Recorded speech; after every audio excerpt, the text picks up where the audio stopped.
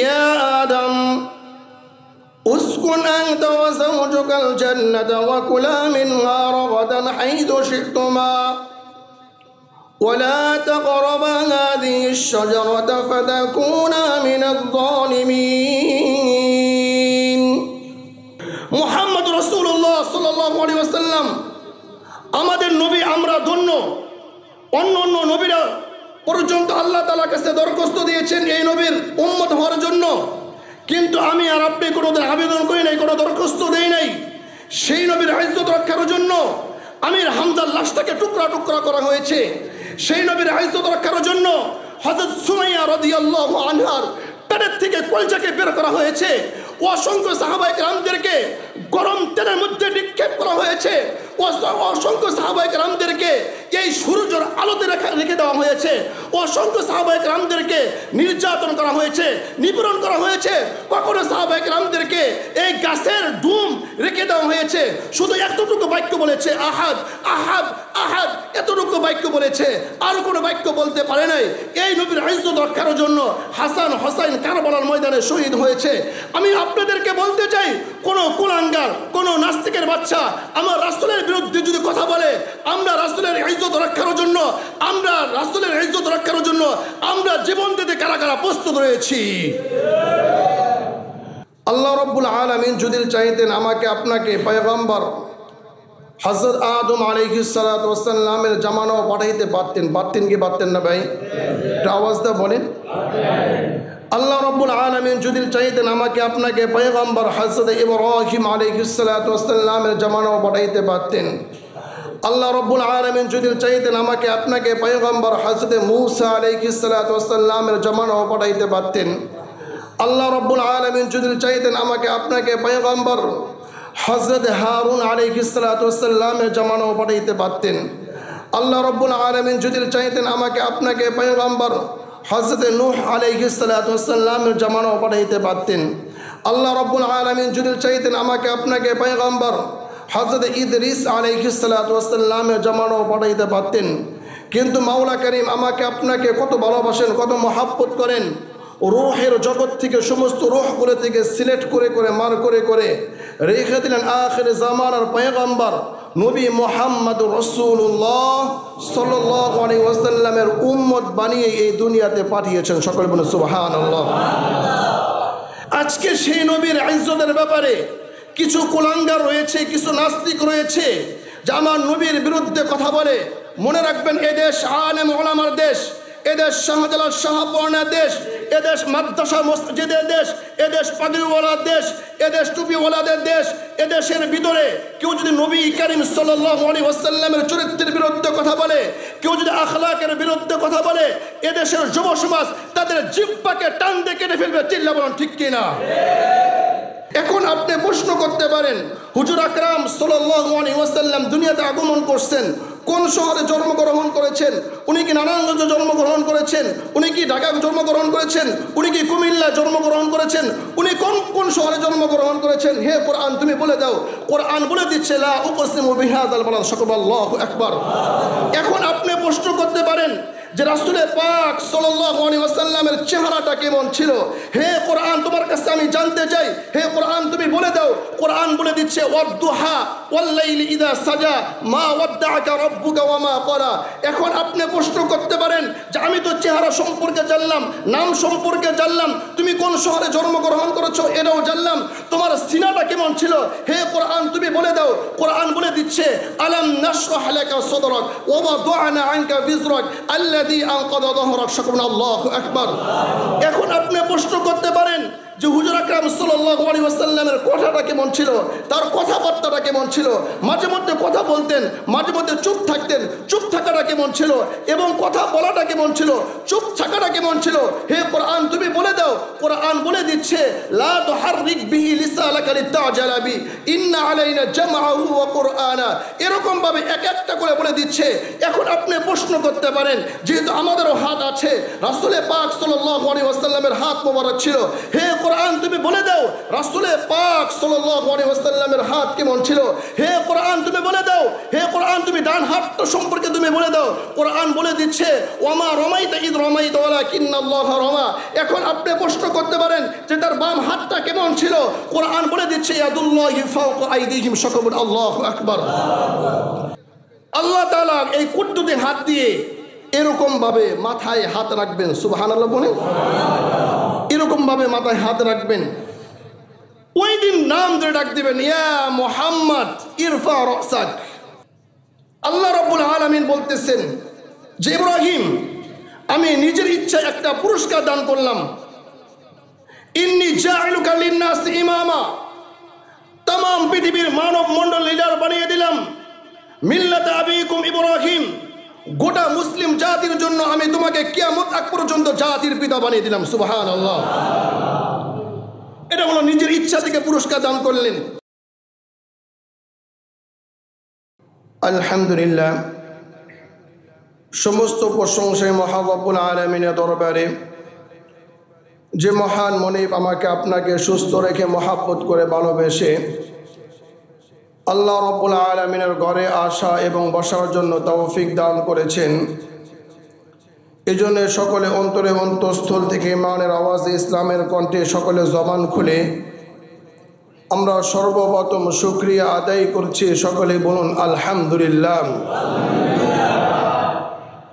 আল্লাহ রব্বুল আলামিনের কাছে লাখ কোটি শুকরিয়া আদায় করছি, নত সুজুদ পেশ করছি যে মহান মনিব আমাকে আপনাকে লক্ষ কোটি মুসলমানদের মধ্য থেকে যাচাই করে বাছাই করে মার করে আল্লাহ সুবহানাহু ওয়া তাআলার ঘরে নবী করিম সাল্লাল্লাহু আলাইহি ওয়াসাল্লামের বাসায় জান্নাতের বাগানের মধ্যে উলামায়ে কেরামের মাজলিসে বা ওয়াক্ত বা আজমত বা মহাব্বত শামিল হওয়া তৌফিক দান করেছেন।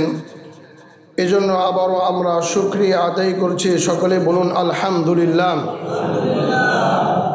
আল্লাহ রব্বুল আলামিন কোরআনে কারিমে বলেন লা ইন শাকারতুম লা আযীদান্নাকুম ওয়া লা ইন কাফারতুম ইন্না আযাবি লাশাদীদ। যে বান্দা আমার নিয়ামত পেয়েছে, আমার নিয়ামত পাওয়ার পরে আমার শুকরিয়া আদায় করবে, আল্লাহ তাআলা বলেন তার নিয়ামতগুলো আমি বৃদ্ধি করে দিই। সুবহানাল্লাহ। প্রিয় উপস্থিতি, গত সপ্তাহে নবী করিম সাল্লাল্লাহু আলাইহি ওয়াসাল্লামের আখলাক নিয়ে আমি আলোচনা করতেছিলাম। এই সপ্তাহ আমরা আলোচনা করব নবী করিম সাল্লাল্লাহু আলাইহি ওয়াসাল্লামের আখলাক, তার চরিত্র, তার জিন্দেগিটা কেমন ছিল। নবী করিম সাল্লাল্লাহু আলাইহি ওয়াসাল্লাম দাওয়াত দিয়েছেন কিভাবে, দাওয়াতের পদ্ধতিটা কেমন ছিল, এই বিষয়ে আলোচনা করব ইনশাআল্লাহ তাআলা। আমি কোরআনে কারিম থেকে যে আয়াত তেলাওয়াত করেছি, আল্লাহ তাআলা বলতেছেন রব্বানা ওয়াবআথ ফীহিম রাসূলাম মিনহুম ইয়াতলু আলাইহিম আয়াতিকা ওয়া ইউআল্লিমুহুমুল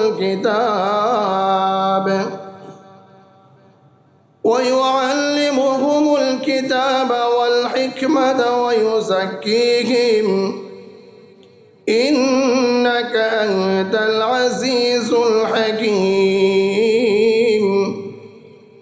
আল্লাহ রাব্বুল আলামিন বলতেছেন আমি তোমাদেরকে সবচাইতে বড় ইহসান করেছি, সেটা হলো নবী করিম সাল্লাল্লাহু আলাইহি ওয়াসাল্লামের উম্মত তোমাদের জন্য বানিয়েছি। আল্লাহ রাব্বুল আলামিন এই দুনিয়াতে 1,24,000 নবী প্রেরণ করেছেন। সমস্ত নবীকে আল্লাহ তাআলা 3 প্রকারের দায়িত্ব দিয়ে পাঠিয়েছেন। এক প্রকারের নবী হলো তুমি এমন এলাকার নবী, 2 নম্বর হলো তুমি এমন জাতি গোষ্ঠীর নবী, 3 নম্বর হলো তুমি এতটুক সময়ের জন্য নবী।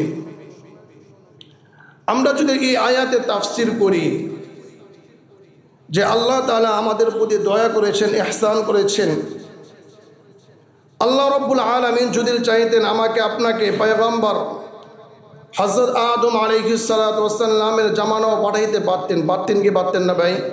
একটা আওয়াজ দা বলেন। আল্লাহ রাব্বুল আলামিন যদি চাইতেন আমাকে আপনাকে পয়গম্বর হযরত ইব্রাহিম আলাইহিস সালাতু ওয়াস সালামের জামানাও পাঠাইতে পারতেন। আল্লাহ রব্বুল আলামিন যদি চাইতেন আমাকে আপনাকে পয়গম্বর হযরত মূসা আলাইহিস সালাতু ওয়াস সালামের জামানাও পাঠাইতে পারতেন। আল্লাহ রব্বুল আলামিন যদি চাইতেন আমাকে আপনাকে পয়গম্বর হযরত হারুন আলাইহিস সালাতু ওয়াস সালামের জামানাও পাঠাইতে পারতেন। আল্লাহ রব্বুল আলামিন যদি চাইতেন আমাকে আপনাকে পয়গম্বর হযরত নূহ আলাইহিস সালাতু ওয়াস সালামের জামানাও পাঠাইতে পারতেন। আল্লাহ রব্বুল আলামিন যদি চাইতেন আমাকে আপনাকে পয়গম্বর হযরত ইদ্রিস আলাইহিস সালাতু ওয়াস সালামের জামানাও পাঠাইতে পারতেন। কিন্তু মাওলা করিম আমাকে আপনাকে কত ভালোবাসেন, কত মহাব্বত করেন। রূহের জগৎ থেকে সমস্ত রূহগুলো থেকে সিলেক্ট করে করে মার করে করে রেখে দিলেন আখির জামানার পয়গম্বর নবী মুহাম্মদুর রাসূলুল্লাহ সাল্লাল্লাহু আলাইহি ওয়াসাল্লামের উম্মত বানিয়ে এই দুনিয়াতে পাঠিয়েছেন। সকলে বলুন সুবহানাল্লাহ। প্রিয় উপস্থিতি, আল্লাহ রব্বুল আলামিন আমাকে আপনাকে নবীর উম্মত বানিয়ে এই দুনিয়াতে পাঠিয়েছেন। এই জন্য আমরা খুশি না বেজার ভাই? এই দুনিয়াতে যতগুলো ধর্ম রয়েছে, বর্তমান সময়ে 400 ধর্ম রয়েছে। 400 ধর্মের ভিতরে 4টি ধর্ম হলো প্রসিদ্ধ। এই 400 ধর্মের ভিতরে 4টি প্রসিদ্ধর ভিতরে এই সবচেয়ে থেকে শ্রেষ্ঠ ধর্মের নাম হচ্ছে আল ইসলাম। সেই ইসলাম আমাকে আপনাকে দান করলেন, মুসলমান বানাইলেন। আল্লাহ রব্বুল আলামিন এই দুনিয়াতে 104খানা কিতাব পাঠিয়েছেন। 104খানা কিতাবের মধ্যে সর্বশ্রেষ্ঠ কিতাবের নাম হচ্ছে আল কোরআন। এর ভিতরে কোনো সন্দেহ আছে ভাই? কোনো সন্দেহ নেই। এই কোরআন আমাকে আপনাকে দান করলেন, মুসলমান বানাইলেন, ইসলাম আমাকে আপনাকে দিলেন। কিন্তু বড় দুঃখের বিষয় হলো আমরা নিজের দাম আমরা বুঝি না। আরে আমি তো মুসলমান, আরে আমি তো নবী করিম সাল্লাল্লাহু আলাইহি ওয়াসাল্লামের উম্মত। আমার তো অনেক গর্বের বিষয়, যেই নবীর উম্মত হওয়ার জন্য অন্য নবীরা পর্যন্ত আল্লাহ রব্বুল আলামিনের কাছে দরখাস্ত দিয়েছে যে আল্লাহ আমার নবীর খাতা থেকে নামটা কেটে আখির জামানার পয়গম্বর নবী মুহাম্মদুর রাসূলুল্লাহ সাল্লাল্লাহু আলাইহি ওয়াসাল্লামের উম্মত বানিয়ে দাও। তবে আপনাদের কাছে একটা প্রশ্ন, যে আমি আর আপনি আল্লাহ তাআলার কাছে দরখাস্ত দিয়েছি ভাই? কোনো আবেদন করেছি? কোনো আবেদন ছাড়াই, কোনো দরখাস্ত ছাড়াই নবী করিম সাল্লাল্লাহু আলাইহি ওয়াসাল্লামের উম্মত আমাদেরকে বানিয়েছেন। সকলে বলেন সুবহানাল্লাহ। আজকে সেই নবীর ইজ্জতের ব্যাপারে কিছু কুলাঙ্গার রয়েছে, কিছু নাস্তিক রয়েছে, যে আমার নবীর বিরুদ্ধে কথা বলে। মনে রাখবেন, এদেশ আলেম ওলামার দেশ, এদেশ শাহজালাল শাহপর্ণার দেশ, এদেশ মাদ্রাসা মসজিদের দেশ, এদেশ পাগড়িওয়ালার দেশ, এদেশ টুপিওয়ালাদের দেশ। এদেশের ভিতরে কেউ যদি নবী করিম সাল্লাল্লাহু আলাইহি ওয়াসাল্লামের চরিত্রের বিরুদ্ধে কথা বলে, কেউ যদি আখলাকের বিরুদ্ধে কথা বলে, এদেশের যুব সমাজ তাদের জিহ্বাকে টান দিয়ে কেটে ফেলবে। চিল্লা বলেন ঠিক কিনা? এদেশের মুসলমান সব কিছুকে বিসর্জন দিতে পারে, কিন্তু নবী করিম সাল্লাল্লাহু আলাইহি ওয়াসাল্লামকে গালি দিবে, তার আখলাক সম্পর্কে কথা বলবে, এটা মুসলমানরা মেনে নিতে পারবে ভাই? পারবে না। সব কিছুকে বিসর্জন দিতে পারে, কিন্তু কোনো কুলাঙ্গার কোরআনের বিরুদ্ধে কথা বলবে আর কোনো মুসলমান বসে থাকবে, এটা হতে পারে ভাই? হতে পারে না। আমি বলতেছিলাম যে আমাদেরকে আল্লাহ তাআলা বড় ইহসান করেছেন, দয়া করেছেন, যে নবী করিম সাল্লাল্লাহু আলাইহি ওয়াসাল্লামের উম্মত আমাদেরকে বানিয়েছেন। রাসূল পাক সাল্লাল্লাহু আলাইহি ওয়াসাল্লামের আখলাক কেমন ছিল, তার চরিত্রটা কেমন ছিল, তার জিন্দেগিটা কেমন ছিল? সাহাবায়ে কেরাম প্রশ্ন করলেন। সাহাবায়ে কেরাম হযরত আম্মাজান আয়েশা রাদিয়াল্লাহু আনহাকে বলতেছেন, আম্মাজান, আমরা আপনার কাছে একটা বিষয় নিয়ে আসছি। আম্মাজান বলতেছেন, বলো বলো। সাহাবায়ে কেরাম বলতেছেন যে নবীর আখলাক কেমন ছিল, তার চরিত্রটা কেমন ছিল, তার জিন্দেগিটা কেমন ছিল, আপনি যদি বলতেন। আম্মাজান বলতেছেন, কানা খুলুকুল কোরআন। তোমরা কি কোরআন পড়া ছেড়ে দিয়েছো? তোমরা কি কোরআন পড়া ছেড়ে দিয়েছো? সাহাবায়ে কেরাম বললেন, আমরা তো কোরআন পড়া ছাড়ি নেই। আম্মাজান আয়েশা রাদিয়াল্লাহু আনহা বলতেছেন, 30 পারা কোরআন হলো থিওরিটিক্যাল, রাসূল হলো প্র্যাকটিক্যাল। 30 পারা কোরআন হলো আমল, 30 পারা কোরআন হলো ইলম, রাসূল হলো তার আমল। সকলে আল্লাহু আকবার। আম্মাজান বলতেছেন 30 পারা কোরআন, তোমার নবীর চরিত্র, তোমার নবীর আখলাক, তোমার নবীর জিন্দেগি, সকল আল্লাহু আকবার। আপনি যদি এই কোরআনে কারীম একদম বিসমিল্লাহর বাদ থেকে শুরু করে একদম সূরা নাস পর্যন্ত আপনি যদি এক একটা করে জিজ্ঞাসা করেন নবীর আখলাক সম্পর্কে, তার চরিত্র সম্পর্কে, এই কোরআনে কারীম আপনাকে বলে দিবে। সুবহানাল্লাহ বলে এক একটা করে বলে দিবে। এখন আপনি প্রশ্ন করতে পারেন যে হে কোরআন, রাসূল পাক সাল্লাল্লাহু আলাইহি ওয়াসাল্লাম দুনিয়াতে আসার আগে নাম কি ছিল? মুহাম্মদ সাল্লাল্লাহু আলাইহি ওয়াসাল্লামের নাম কি ছিল? হে কোরআন তুমি বলে দাও। কোরআন স্পষ্ট ভাষায় আমাদেরকে বলে দিচ্ছে রাসূলুন ইয়াতি মিন বাদ ইসমুহু আহমদ। সকলে বলুন তো দেখি, দুনিয়াতে আসার আগে আমার আপনার রাসূলের নাম কি ছিল ভাই?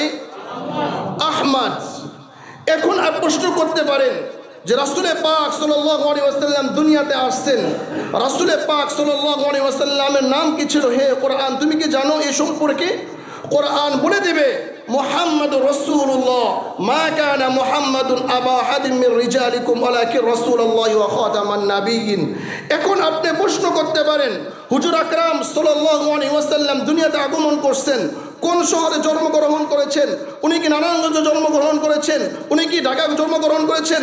উনি কি কুমিল্লা জন্মগ্রহণ করেছেন? উনি কোন কোন শহরে জন্মগ্রহণ করেছেন? হে কোরআন তুমি বলে দাও। কোরআন বলে দিচ্ছে লা উকসিমু বিহাযাল বালাদ, সকল আল্লাহু আকবার। এখন আপনি প্রশ্ন করতে পারেন যে রাসূল পাক সাল্লাল্লাহু আলাইহি ওয়াসাল্লামের চেহারাটা কেমন ছিল? হে কোরআন তোমার কাছে আমি জানতে চাই, হে কোরআন তুমি বলে দাও। কোরআন বলে দিচ্ছে ওয়াদ-দুহা ওয়াল-লাইলি ইযা সাজা মা ওয়াদ্দাআকা রাব্বুকা ওয়া মা ক্বালা।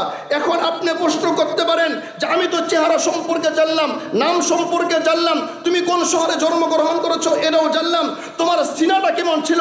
হে কোরআন তুমি বলে দাও। কোরআন বলে দিচ্ছে আলাম নাশরাহ লাকা সাদরাক ওয়া ওয়াদা'না আনকা বিজরাক আল্লাযী আনকাযা যাহরাক, সকল আল্লাহু আকবার। এখন আপনি প্রশ্ন করতে পারেন যে হুজুর আকরাম সাল্লাল্লাহু আলাইহি ওয়াসাল্লামের কথাটা কেমন ছিল, তার কথাবার্তাটা কেমন ছিল? মাঝে মধ্যে কথা বলতেন, মাঝে মধ্যে চুপ থাকতেন, চুপ থাকাটা কেমন ছিল? এবং কথা বলাটা কেমন ছিল? চুপ থাকাটা কেমন ছিল? হে কোরআন তুমি বলে দাও। কোরআন বলে দিচ্ছে লা তুহাররিক বিহি লিসানাকা লিতাজালা বি ইন্না আলাইনা জামআহু ওয়া কুরআনা। এরকম ভাবে এক একটা করে বলে দিচ্ছে। এখন আপনি প্রশ্ন করতে পারেন যেহেতু আমাদেরও হাত আছে, রাসূল পাক সাল্লাল্লাহু আলাইহি ওয়াসাল্লামের হাত মোবারক ছিল, হে কোরআন তুমি বলে দাও রাসূল পাক সাল্লাল্লাহু আলাইহি ওয়াসাল্লামের হাত কেমন ছিল? হে কোরআন তুমি বলে দাও। হে কোরআন তুমি ডান হাতটা সম্পর্কে তুমি বলে দাও। কোরআন বলে দিচ্ছে ওয়ামা রামাইতা ইয রামাইতা ওয়ালাকিন্নাল্লাহা রামা। এখন আপনি প্রশ্ন করতে পারেন যে তার বাম হাতটা কেমন ছিল? কোরআন বলে দিচ্ছে ইয়াদুল্লাহি ফাওকা আইদিহিম, সকল আল্লাহু আকবার। এরকম ভাবে কোরআন এক একটা করে রাসূল পাক সাল্লাল্লাহু আলাইহি ওয়াসাল্লাম একদম মাথা থেকে পা পর্যন্ত এরকম এক একটা করে বলে দিচ্ছে। এখন আপনি প্রশ্ন করতে পারেন যে রাসূল পাক সাল্লাল্লাহু আলাইহি ওয়াসাল্লাম দুনিয়াতে আগমন করছেন, কি কাজ নিয়ে আগমন করছেন? আল্লাহ তাআলা কি কাজ দিয়ে এই দুনিয়াতে পাঠিয়েছেন? কোরআন বলে দিচ্ছে ইয়াতলু আলাইহিম আয়াতিক ওয়া ইউআল্লিমুহুমুল কিতাব ওয়াল হিকমা ওয়া ইউযাক্কিহিম। চারটি কাজ দিয়ে রাসূল পাক সাল্লাল্লাহু আলাইহি ওয়াসাল্লামকে এই দুনিয়াতে আগমন করেছেন। আমার নবী কেমন নবী ছিলেন? কোরআনে কারিমে 25 জন নবীকে ডাক দিয়েছেন, 25 জন নবীর নাম উল্লেখ করেছেন। 8 জন নবীকে ডাক দিয়েছেন সরাসরি, এদের ভাবসাবি অন্যরকম, যে আমাকে সরাসরি আল্লাহ তাআলা ডাক দিয়েছেন আর কোরআনে কারীম উল্লেখ করে দিয়েছেন। 8 জন নবী কোন কোন নবীকে ডাক দিয়েছেন? আল্লাহ তাআলা বলতেছেন ইয়া আদম উসকুন আনতা ওয়া যাওজুকাল জান্নাতা ওয়া কুলা মিনহা রাগাদান হাইথু শি'তুমা ওয়া লা তাকরাবা হাযিহি আশ-শাজারাতা ফাতাকুনা মিনায-যালিমিন। ইয়া নূহ ইন্নাহু লাইসা মিন আহলিক ইয়া ইব্রাহিম قد صدقت الرؤيا يا زكريا إنا نبشرك بغلام اسمه يحيى لم نجعل له من قبل سميا يا يحيى خذ الكتاب بقوة وما تلك بيمينك يا موسى يا داود إنا جعلناك خليفة في الأرض وإذ قال الله يا عيسى ابن مريم شكرا الله أكبر এই আটজন নবীকে আল্লাহ তাআলা ডাক দিয়েছেন, সরাসরি ডাক দিয়েছেন। তবে নবী মুহাম্মদ রাসূলুল্লাহ সাল্লাল্লাহু আলাইহি ওয়াসাল্লামকে কখনো নাম ধরে ডাক দেন নাই, কখনোই নাম ধরে ডাক দেন নাই। রাসূলে পাক সাল্লাল্লাহু আলাইহি ওয়াসাল্লাম বলেন যে আমি কে তোমরা কি জানো? আমাকে কখনো আল্লাহ তাআলা ডাক দিয়েছেন ইয়া আইয়ুহাল মুযাম্মিল ইয়া আইয়ুহাল মুদ্দাসির। কখনো রাসূলে পাক সাল্লাল্লাহু আলাইহি ওয়াসাল্লাম চাদর পরনেওয়ালা ডাক দিয়েছেন, কখনো কম্বল পরা ডাক দিয়েছেন ইয়া আইয়ুহাল মুযাম্মিল ইয়া আইয়ুহাল মুদ্দাসির। রাসূলে পাক সাল্লাল্লাহু আলাইহি ওয়াসাল্লাম বলতেছেন যে আমি কে তোমরা জানো? আপনি কে? রাসূলে পাক সাল্লাল্লাহু আলাইহি ওয়াসাল্লাম বলেন যে আনা মুহাম্মদ, আনা আহমদ, আনা আল মাহি, আনা আল হাশিম, আনা আল আকিব, আনা নবিয়ুত তাওবা, আনা নবিয়ুর রাহমা, আনা ইয়াসিন, আনা তাহা, আনা মুযাম্মিল, আনা মুদ্দাসির, আনা তাহা, আনা নাদির, আনা বাশির। আমার মাওলা যখন মনে চায় নতুন নতুন নাম ধরে আমার মাওলা আমাকে ডাকতে থাকে, সুবহানাল্লাহ। তবে আল্লাহ তাআলা যে নাম রাখছেন ওই নাম ধরে ডাকে না। হ্যাঁ, ডাকবেন কিয়ামতের ময়দানে আল্লাহ তাআলার এই কুদ্দুসের হাত দিয়ে খুব আদর যত্ন করে রাসূলে পাক সাল্লাল্লাহু আলাইহি ওয়াসাল্লামকে ডাকতে থাকবেন। কোন দিন ডাকবেন? রাসূলে পাক সাল্লাল্লাহু আলাইহি ওয়াসাল্লাম সিজদায় পড়ে যাবেন,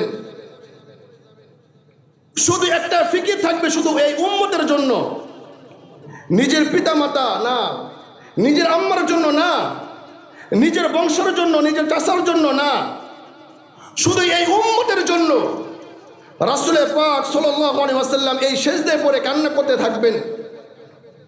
আল্লাহ তাআলা এই কুদ্দুসের হাত দিয়ে এরকম ভাবে মাথায় হাত রাখবেন, সুবহানাল্লাহ বলেন, এরকম ভাবে মাথায় হাত রাখবেন। ওই দিন নাম ধরে ডাক দিবেন ইয়া মুহাম্মদ ইরফা রাসাক, হে মুহাম্মদ আপনি মাথা তুলুন, আপনি মাথা উঠান। ওই দিন মাথা উঠাবেন। কেন উঠাবেন? যে এই দুনিয়ার ভিতরে যত নবী রাসূল আসছিলেন সমস্ত নবীদেরকেই একটা অফার দিয়েছেন যে তুমি যা দোয়া করবে তাই কবুল হবে। যেমন কুরবানির সময় যখন আসে দেখবেন ফ্রিজের অফার দেয়, দেয় কিনা ভাই? আওয়াজ দেন, দেয় কিনা? বিভিন্ন সময় শীতের সিজনে কম্বলের অফার দেয়, আবার যখন গরমকাল চলে এই এসির অফার দেয়। ঠিক আল্লাহ রাব্বুল আলামিন নবীদেরকে একটা অফার দিয়েছিলেন যে আজকে তুমি যা দোয়া করবে, তোমরা যা দোয়া করবে তোমাদের দোয়া কবুল করা হবে। ঠিক আমাদের রাসূলে পাক সাল্লাল্লাহু আলাইহি ওয়াসাল্লামকে এই অফার দেওয়া হয়েছিল। রাসূলে পাক সাল্লাল্লাহু আলাইহি ওয়াসাল্লাম এই দুনিয়াতে এই অফার গ্রহণ করেন নাই, ঠিক এই অফার গ্রহণ করবেন কিয়ামতের ময়দানে। যারা এই উম্মত যারা একবার সুবহান, যারা একবার লা ইলাহা ইল্লাল্লাহ মুহাম্মাদুর রাসূলুল্লাহ এই বাক্যটা যারা একবার বলছেন, ওই দিন রাসূলে পাক সাল্লাল্লাহু আলাইহি ওয়াসাল্লাম আল্লাহ তাআলার কাছে দোয়া করে এদেরকে জাহান্নাম থেকে এদেরকে জান্নাতে নিয়ে যাবেন, সুবহানাল্লাহ। এটা হলো আমার রাসূল। রাসূলে পাক সাল্লাল্লাহু আলাইহি ওয়াসাল্লাম দুনিয়াতে কেমন ভাবে আসলেন? যেমন হযরত আদম আলাইহিস সালাতু ওয়াসাল্লাম থেকে শুরু করে হযরত ঈসা আলাইহিস সালাতু ওয়াসাল্লাম পর্যন্ত যত নবী আসছেন সমস্ত নবী ইচ্ছা দিনে পাঠিয়েছেন। হযরত আদম আলাইহিস সালাতু ওয়াসাল্লামকে এই দুনিয়ার ভিতরে প্রেরণ করার জন্য কেউ আল্লাহ তাআলার কাছে দরখাস্ত করেন নাই। হযরত ইব্রাহিম আলাইহিস সালাতু ওয়াসাল্লামকে এই দুনিয়ার ভিতরে প্রেরণ করার জন্য কেউ আল্লাহ তাআলার কাছে দরখাস্ত করেন নাই। হযরত ঈসা আলাইহিস সালাতু ওয়াসাল্লামকে এই দুনিয়ার ভিতরে প্রেরণ করার জন্য কেউ আল্লাহ তাআলার কাছে দরখাস্ত করেন নাই। তবে আমার আপনার রাসূল এই দুনিয়াতে আগমন করার জন্য হযরত ইব্রাহিম আলাইহিস সালাতু ওয়াসাল্লামকে খলিলুল্লাহ বানিয়েছেন এবং তার ছেলেকে যুবহুল্লাহ বানিয়েছেন। হযরত ইব্রাহিম আলাইহিস সালাতু ওয়াস সালামকে বলতেছেন যে ইব্রাহিম তুমি একটি ঘর বানাও। হযরত ইব্রাহিম আলাইহিস সালাতু ওয়াস সালাম এবং তার ছেলে মিলে একটি ঘর নির্মাণ করলেন। ঘরের কাজ এক পর্যায়ে শেষ হয়ে গেল। আল্লাহ তাআলার কাছে দোয়া করলেন, রব্বানা ওয়াবআথ ফীহিম রাসূলা, হে আল্লাহ আমি একটি ঘর বানিয়েছি আপনার নির্দেশে, আপনি এই ঘরটাকে কবুল আর মঞ্জুরি করে নেন। আল্লাহ রাব্বুল আলামিন বললেন যে ইব্রাহিম আমি তোমাকে নির্দেশ দিয়েছি, তুমি দোয়া করছো, আমি এই ঘরটাকে কবুল আর মঞ্জুরি করে নিলাম। সুবহানাল্লাহ। তবে তুমি ঘর বানিয়েছো, তোমার নাম খলিলুল্লাহ, তোমার ছেলের নাম জবিহুল্লাহ, তুমি এবং তোমার ছেলে যে ঘরটি নির্মাণ করেছো সেই ঘরের নাম রাখলাম বাইতুল্লাহ। সুবহানাল্লাহ। হযরত ইব্রাহিম আলাইহিস সালাতু ওয়াস সালাম কি বলতেছেন যে ইব্রাহিম কেউ যদি পরীক্ষায় পাশ করে তাকে কিন্তু পুরস্কার দেওয়া লাগে। দেওয়া লাগে কিনা ভাই? দেওয়া লাগে। পুরস্কার আবার দুই ধরনের হয়। এক ধরনের পুরস্কার হলো আপনি যে মাদ্রাসা থেকে লেখাপড়া করছেন অথবা স্কুল ইউনিভার্সিটি থেকে, ওই প্রতিষ্ঠান থেকে একটা পুরস্কার দিবে। ওই পুরস্কার ব্যাপারে আপনাকে জিজ্ঞাসা করবে না যে কি পুরস্কার আপনাকে দিবে, জিজ্ঞাসা করবে। আওয়াজ দা বলেন।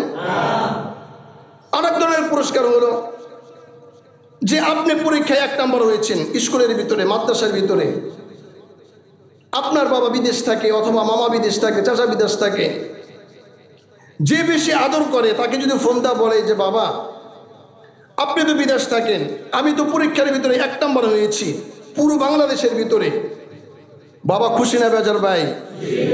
তখন বাবাই বলবে যে বাবা তুমি তো 1 নম্বর হয়ে আমার বংশের ইজ্জত সম্মান তুমি বাড়িয়ে দিয়েছো, তুমি আজকে যা চাইবে আমি তোমাকে তাই দেব। বলবে কি না ভাই? বলবে।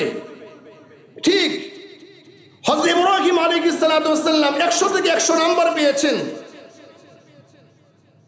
আল্লাহ রাব্বুল আলামিন বলতেছেন যে ইব্রাহিম আমি নিজের ইচ্ছায় একটা পুরস্কার দান করলাম, ইন্নী জাইলুকা লিন-নাস ইমামা, तमाम পৃথিবীর মানব মণ্ডল লিডার বানিয়ে দিলাম, মিল্লাত আবিকুম ইব্রাহিম, গোটা মুসলিম জাতির জন্য আমি তোমাকে কিয়ামত আগ পর্যন্ত জাতির পিতা বানিয়ে দিলাম। সুবহানাল্লাহ। এটা হলো নিজের ইচ্ছা থেকে পুরস্কার দান করলেন। আল্লাহ তাআলা বলতেছেন যেহেতু পরীক্ষায় পাশ করছো, যে চাও দিক আমার কাছে তুমি কি চাইবা, আজকে তুমি যা চাইবা আমি তোমাকে তাই দেব। মানতু কি আমাল্লাহে, তুমি আজকে যা চাইবে আমি তোমাকে তাই দিব। হযরত ইব্রাহিম আলাইহিস সালাতু ওয়াস সালাম চিন্তা করতেছেন সুযোগ পাইছি, এই সুযোগ কাজে লাগাইতে হবে। হযরত ইব্রাহিম আলাইহিস সালাতু ওয়াস সালাম সরাসরি বাইতুল্লাহর চৌকাঠে গিয়ে দাঁড়াইলেন এবং বললেন যে আল্লাহ আপনি কিন্তু বলছেন আমি যা চাইবো আপনি তাই দিবেন। আমি দুনিয়ার কোনো অট্টালিকা চাই না, দুনিয়ার কোনো বাদশাহ চাই না, দুনিয়ার কোনো ইমারত চাই না, দুনিয়ার কোনো রাজত্ব চাই না, দুনিয়ার কোনো এমপি মিনিস্টারের কিছু আমি চাই না। আমি আপনার কাছে রব্বানা ওয়াবআথ ফীহিম রাসূলা, আমি আপনার কাছে একটা জিনিস চাই, সেটা হলো তামাম দুনিয়ার জন্য একটি ইউনিভার্সিটি বানিয়েছি, ইউনিভার্সিটির জন্য একটি প্রিন্সিপাল প্রয়োজন, তামাম দুনিয়ার জন্য একটি মসজিদ বানিয়েছি, মসজিদের জন্য একটি খতিব প্রয়োজন, তামাম দুনিয়ার জন্য একটি মার্কাজ বানিয়েছি, মার্কাজের জন্য একটি আমির প্রয়োজন। সেই প্রিন্সিপাল হিসাবে এবং খতিব হিসাবে এবং আমির হিসাবে আপনার হাবিবকে এই দুনিয়াতে চাই। সকলে বলুন সুবহানাল্লাহ। রাসূল পাক সাল্লাল্লাহু আলাইহি ওয়াসাল্লাম এই দুনিয়াতে আসলেন। আসার পরে তার কাজ কি ছিল? সর্বপ্রথম এই কালিমা দাওয়াত দিতে শুরু করলেন যে লা ইলাহা ইল্লাল্লাহ মুহাম্মাদুর রাসূলুল্লাহ। এই দাওয়াত দিতে শুরু করলেন। দুনিয়াতে আসার পরে কাফের মুশরিকদেরকে লাত মানাত উজ্জা হুবল থেকে ফিরিয়ে এনে তাওহীদের দিকে আহ্বান করলেন, উন্মোচন করলেন। ঠিক মক্কার কাফের মুশরিকরা দেখলো মুহাম্মদ কোরআনের কথা বলে, ইসলামের কথা বলে, কালিমার কথা বলে, আমাদের ধর্ম থেকে অন্য ধর্মের লোক নিয়ে যাবে, তারা সহ্য করতে পারল না। যখন রাসূল পাক সাল্লাল্লাহু আলাইহি ওয়াসাল্লাম এই কালিমা দাওয়াত দিচ্ছেন লা ইলাহা ইল্লাল্লাহ মুহাম্মাদুর রাসূলুল্লাহ, তখন রাসূল পাক সাল্লাল্লাহু আলাইহি ওয়াসাল্লামের নির্যাতন স্টার্ট হয়েছে। সাহাবায়ে কেরাম এই কালিমা দাওয়াত দিয়েছেন। এই কালিমা দাওয়াত দেওয়ার কারণে সাহাবায়ে কেরামদেরকে ফাঁসির কাস্টে ঝোলানো হয়েছে, সাহাবায়ে কেরামদেরকে গরম তেলের মধ্যে নিক্ষেপ করা হয়েছে, সাহাবায়ে কেরামদেরকে গরম পানির মধ্যে নিক্ষেপ করা হয়েছে, কখনো সূর্যের আলোতে রেখে দেওয়া হয়েছে। আল্লাহ সুবহানাহু ওয়া তাআলা কোরআন নাজিল করে জানিয়ে দিয়েছেন, হে মুহাম্মদ সাল্লাল্লাহু আলাইহি ওয়াসাল্লাম, আপনি জেনে নিন এবং সাহাবায়ে কেরামদেরকে বলুন যে ফাঁসির কাস্টে ঝোলানো হবে এবং উত্তপ্ত গরম তেলের মধ্যে নিক্ষেপ করা হবে, গরম পানির মধ্যে নিক্ষেপ করা হবে, গরম বালুর ভিতরে রাখা হবে, কিন্তু ঈমান ছাড়া যাবে না, ইসলাম ছাড়া যাবে না। একজন মুমিন, একজন মুত্তাকি কখনো ঈমান ছাড়তে পারে না। কথা বলেন ঠিক কিনা? যখন রাসূল পাক সাল্লাল্লাহু আলাইহি ওয়াসাল্লাম এই দাওয়াত দিতে শুরু করলেন, এই কাফের মুশরিকরা মুশারা করলো যে মুহাম্মদকে মেরে ফেলবো। নাউজুবিল্লাহ বলেন, মুহাম্মদ সাল্লাল্লাহু আলাইহি ওয়াসাল্লামকে মেরে ফেলবো। বিভিন্ন চক্রান্ত শুরু করে দিল। মুহাম্মদ সাল্লাল্লাহু আলাইহি ওয়াসাল্লামের কাছে এসে বলতেছেন, হে মুহাম্মদ,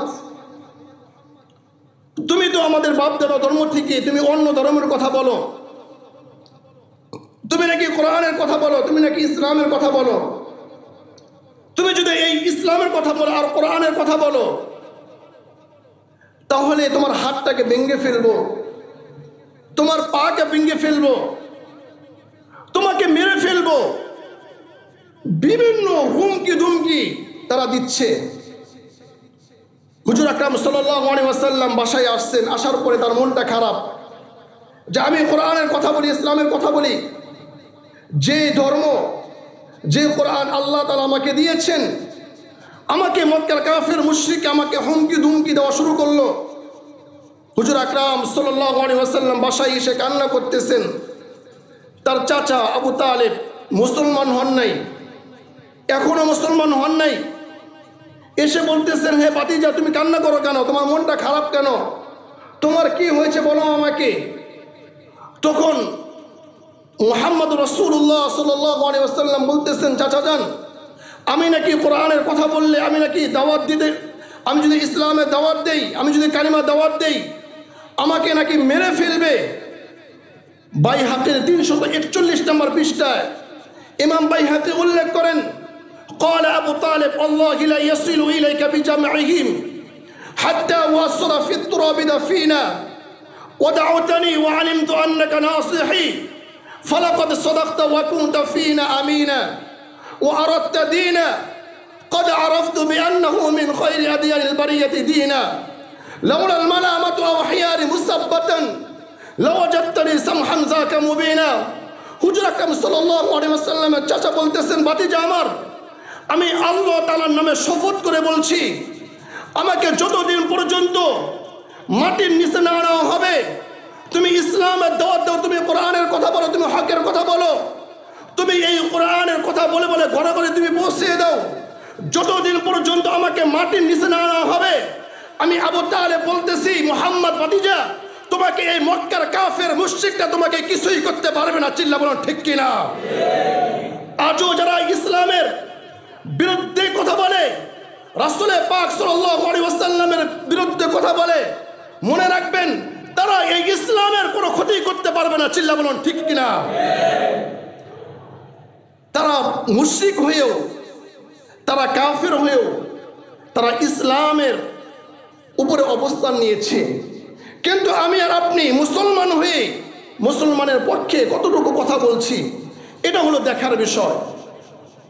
মুসলমান হিসাবে ঈমান নিয়ে যদি বেঁচে থাকতে চাই, দেশটা যদি পৃথিবীর মানচিত্র মুসলিম দেশ হিসাবে পরিগণিত হতে চায়, এদেশের মানুষ যদি বিশ্বের দরবারে মাথা উঁচু করে দাঁড়াতে চায়, তাহলে নবী মুহাম্মদ রাসূলুল্লাহ সাল্লাল্লাহু আলাইহি ওয়াসাল্লামের যে সিরাত রয়েছে, তার যে আখলাক রয়েছে, এই আখলাকগুলো প্রতিটি ঘরে ঘরে, প্রতিটা সমাজে বাস্তবায়ন করলেই আমাদের দেশে শান্তি চলে আসবে। কথা বলেন ঠিক কিনা?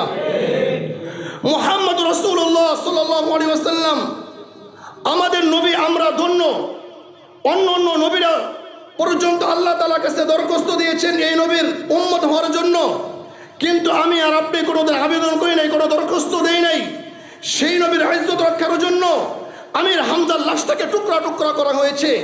সেই নবীর ইজ্জত রক্ষার জন্য হযরত সুমাইয়া রাদিয়াল্লাহু আনহার পেটের থেকে কলজাকে বের করা হয়েছে, অসংখ্য সাহাবায়ে কেরামদেরকে গরম তেলের মধ্যে নিক্ষেপ করা হয়েছে, অসংখ্য সাহাবায়ে কেরামদেরকে এই সূর্যের আলোতে রেখে দেওয়া হয়েছে, অসংখ্য সাহাবায়ে কেরামদেরকে নির্যাতন করা হয়েছে, নিপীড়ন করা হয়েছে, কখনো সাহাবায়ে কেরামদেরকে এই গাছের ডুম রেখে দেওয়া হয়েছে। শুধু এতটুকু বাক্য বলেছে আহাদ আহাদ আহাদ, এতটুকু বাক্য বলেছে, আর কোনো বাক্য বলতে পারে নাই। এই নবীর ইজ্জত রক্ষার জন্য হাসান হোসাইন কারবালার ময়দানে শহীদ হয়েছে। আমি আপনাদেরকে বলতে চাই, কোনো কুলাঙ্গার, কোনো নাস্তিকের বাচ্চা আমার রাসূলের বিরুদ্ধে যদি কথা বলে, আমরা রাসূলের ইজ্জত রক্ষার জন্য, আমরা জীবন দিতে কারা কারা প্রস্তুত রয়েছি। আল্লাহ রাব্বুল আলামিন আমাদেরকে রাসূলের ইজ্জত রক্ষা করার জন্য আমাদেরকে তৌফিক দান করুন। ওয়া আখিরু দাওয়ানা আলহামদুলিল্লাহি রাব্বিল আলামিন।